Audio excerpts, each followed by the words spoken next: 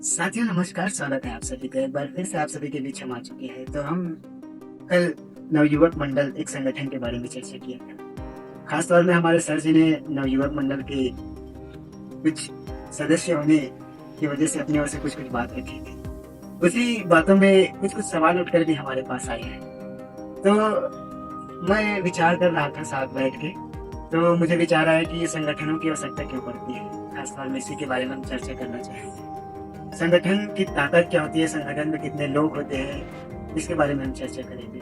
तो यही हमारा कुछ कुछ सवाल है, कुछ कुछ चर्चा है, कुछ कुछ बात है जो आप सभी के बीच रखना चाहेंगे। संगठनों की आवश्यकता क्यों पड़ती है, संगठन का मूल उद्देश्य क्या होता है, क्या लाभ हो सकते हैं, क्या फायदे हो सकते हैं संगठन से, इसके बारे में हम चर्चा करेंगे। पिछले वीडियो में आप सभी ने देखा कि नवयुवक मंडल संगठन हमारा जो एक जुड़ा हुआ है, उसके बारे में हमने चर्चा किया। उसमें बताया कि हम भी नवयुवक मंडल के कुछ कुछ सदस्य में चयनित हुए, जैसे कि हमारे सर जी ने बताए हम एक कोषाध्यक्ष के रूप में हैं, है ना, और हम कार्यालय प्रभारी जो वहाँ पे देख रहे हैं, इसके बारे में चर्चा किया। हमारे पुकेत भाई भी कुछ में है। इसी तरह से हम अपनी बात को आगे बढ़ाएंगे। तो आइए, सर जी भी हमारे बीच उपस्थित हो चुके हैं। उनके बीच इन सवालों की घड़ियां तो रखते हैं, इस सवालों को रखते हैं। क्या कहते हैं सवाल पर हमारे सर जी? जी सर जी, आपका स्वागत है। थैंक यू मिस्टर यशवंत भाई, आपने बहुत अच्छा किया, हमें लोगों के बीच ले आया, इस तरह से वीडियोग्राफी किया, इस तरह से माइक का व्यवस्था किया और शुरुआत भी संभाला कि किस तरह से स्वागत किया जाए। हमें अच्छा लगा। हमारे आखिरकार इंसान चाहता क्या है, यही सब तो चाहता है। और ये हमारे लिए ड्रीम कम्स ट्रू वाली बात है, स्वप्न सच हो जाने वाली बात है। हर इंसान अपने आप में कुछ ना कुछ ख्वाब देखा रहता है और उसको पूरा होते हुए देखता है तो उसे ऐसा लगता है कि वाह क्या बात है, जिंदगी अब जीना शुरू किया है, अब जिंदगी के असली आनंद को जाना जा रहा है, ऐसा उसे महसूस होता है। तो आइए हम अपनी बात शुरू करते हैं। जैसा कि हमारे यशवंत भाई ने आप सबको बताया ही होगा कि कल संगठन से जुड़ी हुई बातों को लेके आए थे। संगठन करता क्या है, संगठित होने की आवश्यकता ही क्यों पड़ती है, ये बात समझने लायक है। हम फिलहाल मंदिर परिसर में खड़े हैं तो यहाँ पे चर्चा होते रहता है और लोगों का आना जाना बना रहता है, तो कुछ बाइक्स, कुछ ट्रैक्टर इत्यादि का आवाज आ सकता है। हमारे भैया भी आए हैं, एक दिन अभी मुस्कुरा रहे हैं, तो हमारा बात जारी रहेगा, हम रुकेंगे नहीं। क्योंकि हम रुकने वाले थोड़ी है। हमने तो पहले ही बताया ना कि हमको रोकने के लिए बहुत जोर लगाना पड़ेगा। तो जोर कौन लगा सकता है? जिसके पास दमखम हो। हम ललकार नहीं रहे हैं किसी को, हम तो अभी अभी जुड़े हैं।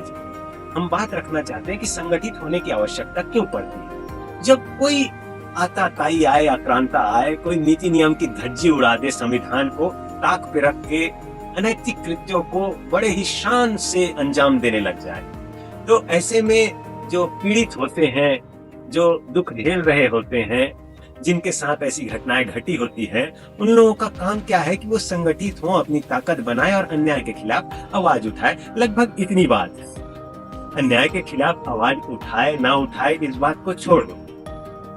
अभी हम जिस संगठन से जुड़े हैं वहां हम लोग किस तरह का स्तर का सोच रखते हैं ये भी आप जान लीजिए। हम सोचते हैं कि गांव में किसी के यहाँ कुछ मदद करने की आवश्यकता है तो वो कराएं, और गांव में किसी आर्थिक रूप से विपन्नता को थोड़ा आर्थिक मदद दे सके, इस तरह का सोच रखते हैं। ये गांव तक कहीं सीमित है। और हमने भी कहा है कि हम पहले अपने आप को प्रेजेंट करना सीखें, हम अपने आप को जान जाएं, अपने आप को रखना सीख जाएं, तब जाके हम गांव की जवाबदारी लेंगे, गांव के किसी संगठन का हिस्सा बनेंगे। हो सकता है किसी संगठन का जो मुख्य पदाधिकारी हो वह ज्ञानी हो, समझदार हो, उसके सिखाए बताए मार्ग पर चलकर हमको कुछ वास्तविक चीज का पता चले अपने बारे में, ये भी तो हो सकता है।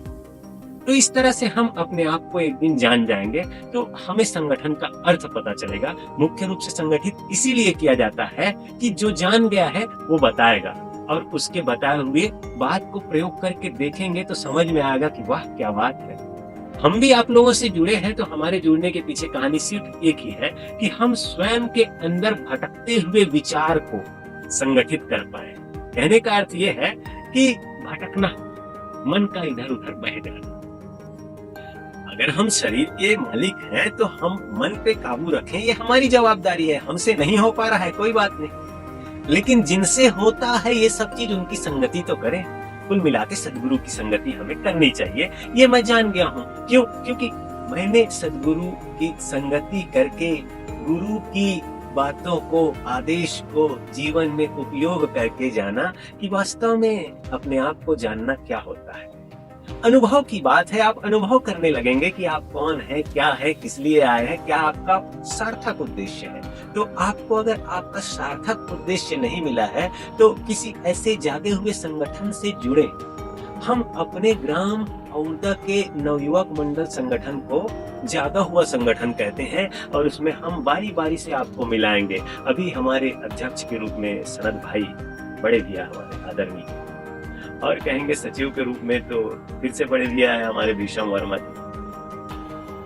उपाध्यक्ष वाईटी मिस्टर योगेंद्र ठाकुर, ऐसे कार्यक्रम का देखरेख करने वाला राकेश भाई, ऐसे और अनगिनत सदस्य हैं।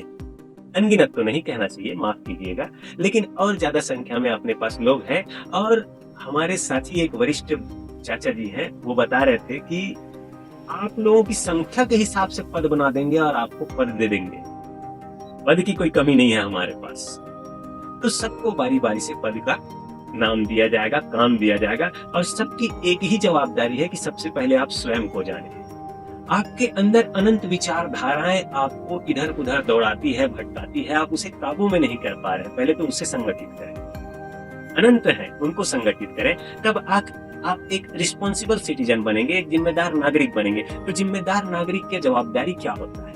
सिर्फ इतना होता है कि वो सुचारू रूप से समाज को चलते रहने के लिए जो जवाबदारी होता है उसको निभाए, बेईमानी ना करे, ईमान पसंद व्यक्ति हो। सीधी सी बात है। 2-4 बातें हैं जिनको गांठ बांध के रख ली जाए तो इंसान के जीवन में कोई हताहत होने की संभावना बिल्कुल नहीं रहेगी, किसी संगठन की आवश्यकता बिल्कुल नहीं रहेगी। कोई आक्रांता आता है, कोई आताताई आता है तो किस तरह का होता है? जिसकी समझ में ताला पड़ चुका हो, असुर, दैत्य। जिनके सुर में कोई सुर ना हो उसको असुर कहा जाता है। इंसान तो पैदा हो चुका लेकिन वो इंसान ना बन सका, दैत्य बन गया। तो इंसान ही रह ले, एक जिम्मेदार इंसान का रोल निभा सके, सभी आनंद से रह सके, प्रेम बांट सके।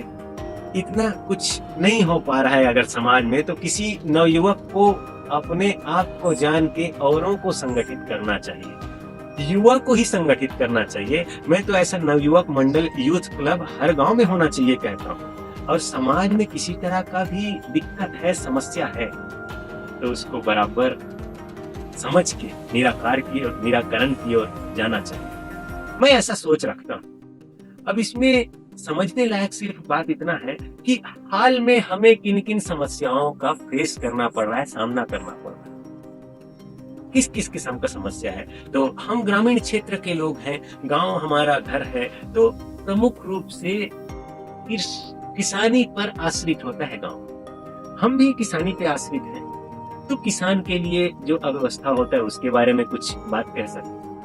कहने का मतलब यह है कि हमारे संगठन में नंबर चाहिए, शक्ति कितनी है, और योग्य सभी हो गए हैं, परंतु सब अपना समय दे पा रहे हैं कि नहीं। अगर हम आज किसान के बेटे हैं या किसानी हमारा मुख्य व्यवसाय हो गया, इसी पे हम आश्रित रहते हैं, तो हमारी जवाबदारी पड़ती है कि किसान भाई बंधु लोगों को किसी तरह की दिक्कत का सामना न करना पड़े। तो हम जाए किसके पास? सरपंच के पास। तब सरपंच आगे हमारा काम करे। ठीक, सरपंच तो हमारा मित्र है हमारे गांव का। बीजेपी को मानने वाला, बीजेपी की विचार